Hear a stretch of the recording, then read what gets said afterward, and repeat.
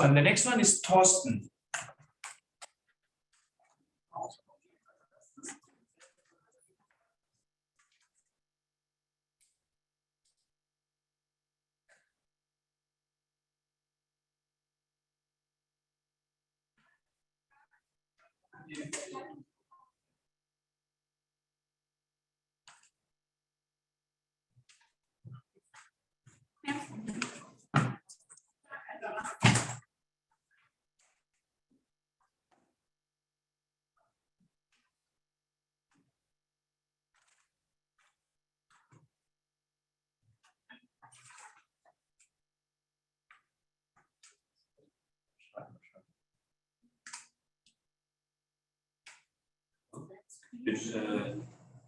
Dein Mikro aus bitte und die Kamera aus und dann dein Screenshot und dann.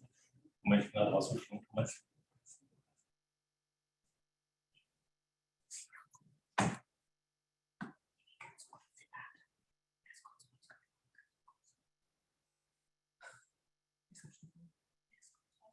Das ist im Zoom rausgeflogen. Kurz nur mit den Leuten.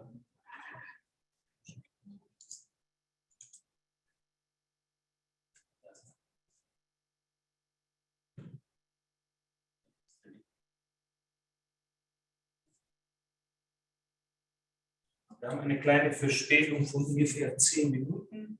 Also die Pause wird erfolgen ungefähr um 12:40 Uhr.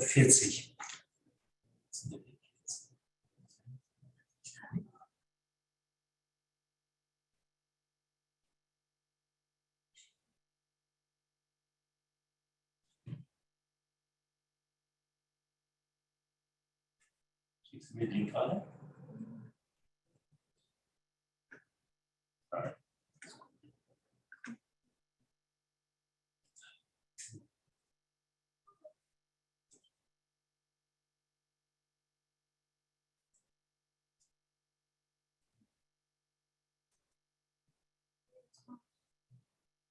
Hast du mir geschickt? Wir haben aktuell ein kleines technisches Problem, wir sind aber gleich online.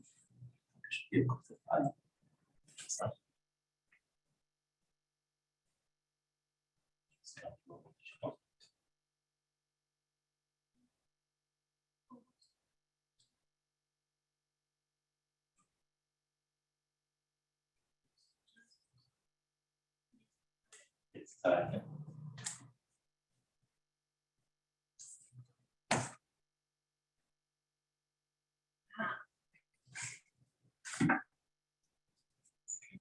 Mikrofon. Ich hoffe, man hört mich. Yes, thank you.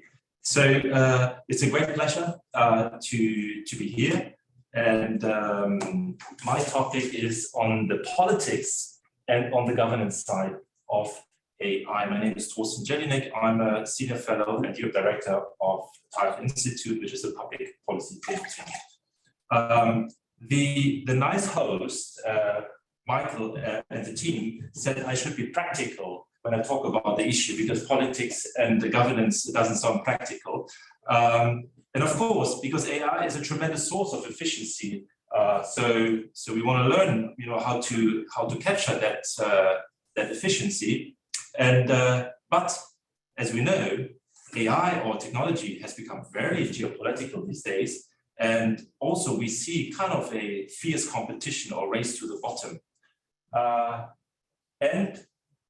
From the start, unlike with the rise of the internet, with the rise of AI recently, we already focused on the risks, on principles, on governance. When the internet came, we didn't have that conversation. Of course, today we have it. And we should not forget that we have an extremely low trust, or society has an extremely low trust in business and technology. So looking at the political side and the governance side can be actually of practical use. And I hope I can do that.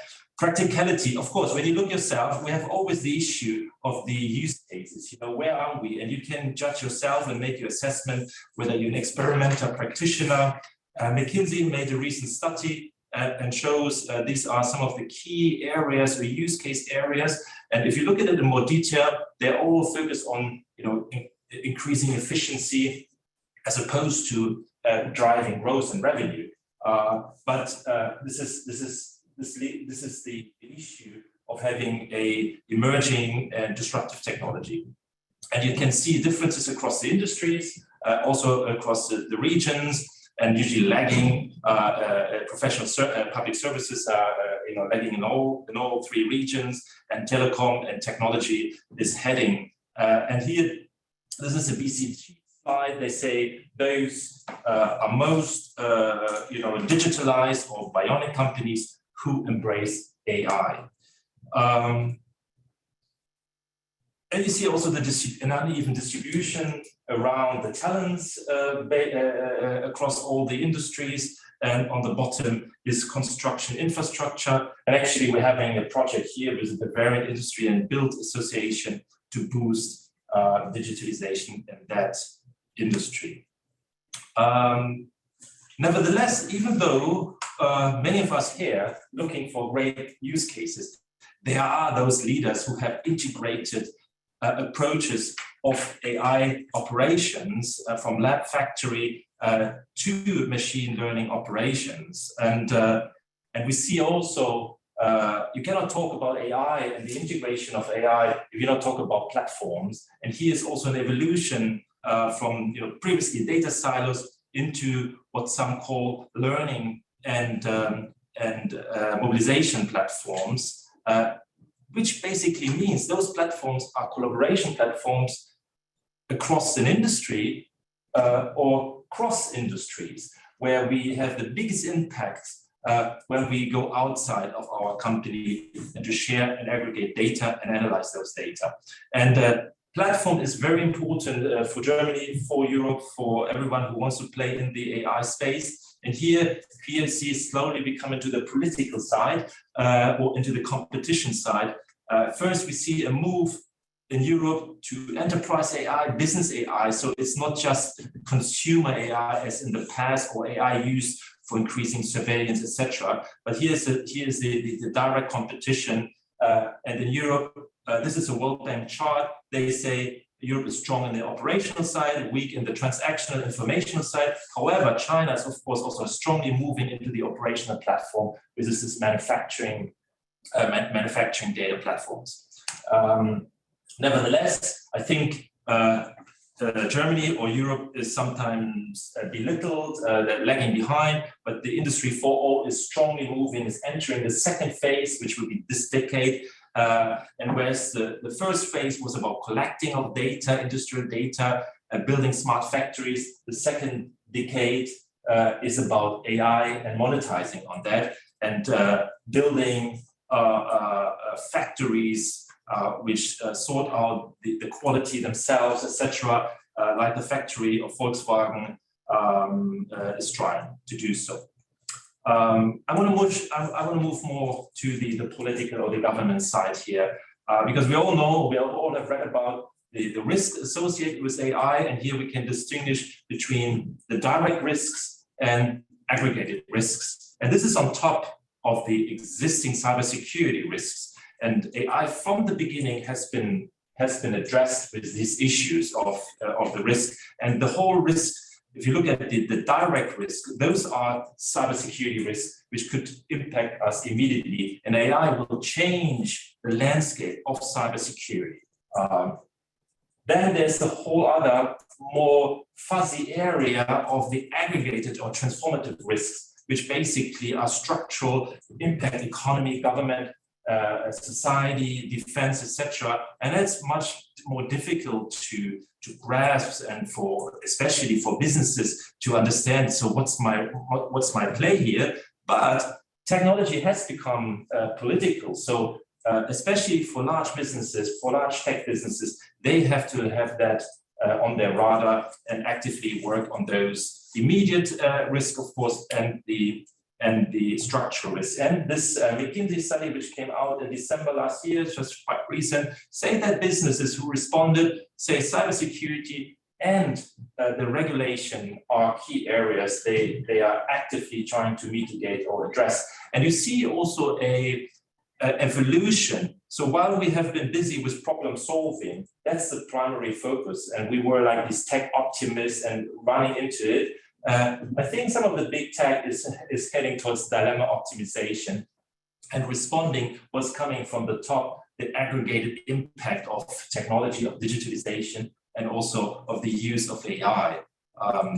And the consequence, which happened a little bit earlier already, is this explosion of principle frameworks across the globe, I have to say. And there's a general push towards what is called ethical or responsible AI. And you have it across all regions. And you see on the right side how many organizations are involved and busy with addressing that issue of governance and of having a fair AI. Let me quickly go through this here. Those principles and the governance can be distinguished between really like soft governance, what you like self-regulation, if you wish, to hard governance and an outright ban. This is you can see all those principles and legal approaches. And there are differences between the US and Europe and China. And Europe takes a regulatory approach, and you can see that landscape. Most of it is related to cybersecurity. On the right side, a little bit the GDPR, the privacy protection, and then we have this AI Act, which is still discussed, which is not yet adopted. The same view on a time scale. And the AI Act, basically in Europe, this takes a risk-based approach, or first a value-based approach to increase the trustworthiness, to follow the European values, and to have a clear risk-based approach. China has the same. China has developed a very complex landscape, and since March, it has adopted actually an AI law. And when you look at that or make a quick screenshot, you see some of the terminology used is pretty much the same. The main difference is basically that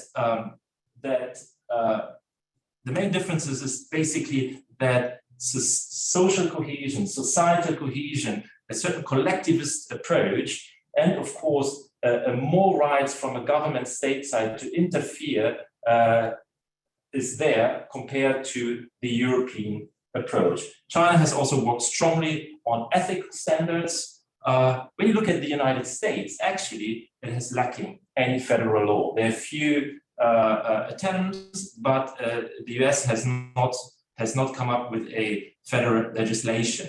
And that's because of these differences highlighted here. US is more individualistic, takes a liability approach. Europe it has this kind of regulatory approach and looks on social cohesion, and China on stability, state control, and self-sufficiency. And I'm coming to the end now. Governance means is the opportunity for collaboration. But if you have such a fragmented cyber regime space, collaboration about the bigger issues related to AI become very difficult. Plus, we have the West-China decoupling or rivalry, especially between the United States and China across different, not just technology, but also across different domains. The decoupling is happening. That basically poses the question, can we overcome this AI governance gap and become truly responsible? I have my doubt, because if you look at these nice glasses, these are from Microsoft, and this is to support US AI's battlefield strategy. So when you do your algorithm here, you can be sure that a similar set will be used on the other side of the dual use approach. Thank you very much. Thank you, Thorsten. So you have been mentioning in your presentation, people don't trust technology, people don't trust AI, right? Mm-hmm. AI has been evolving, but I would rather say in terms of customer centricity, not in terms of human centricity. So my assumption is this will not lead to an increasing trust. Do you agree?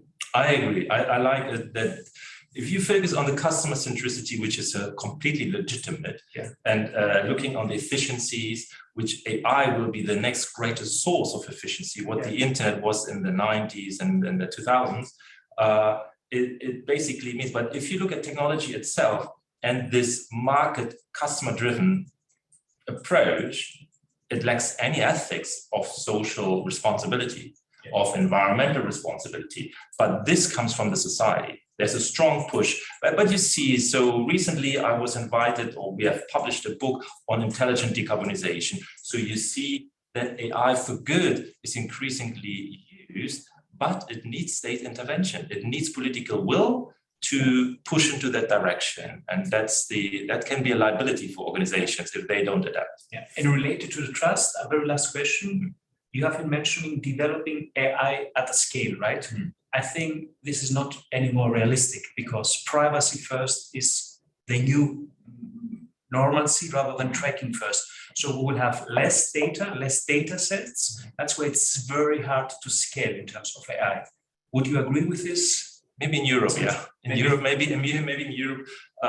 I think there will be, you see in China now, China's big tech has been stifled really badly, but now there's kind of backpedaling because of the economic situation, of COVID, of the decoupling issues, probably of this very bad this invasion in the Ukraine, so that you have to kind of refocus on, how to strengthen my economy. And I think in the United States, we don't have a GDPR there, right? So I think it's a peculiar European issue, but it could be an advantage in the future that you make with less more, with less data more. Thank you very much for your time and your presentation. Lovely. Thank you very much for having me. Thank you.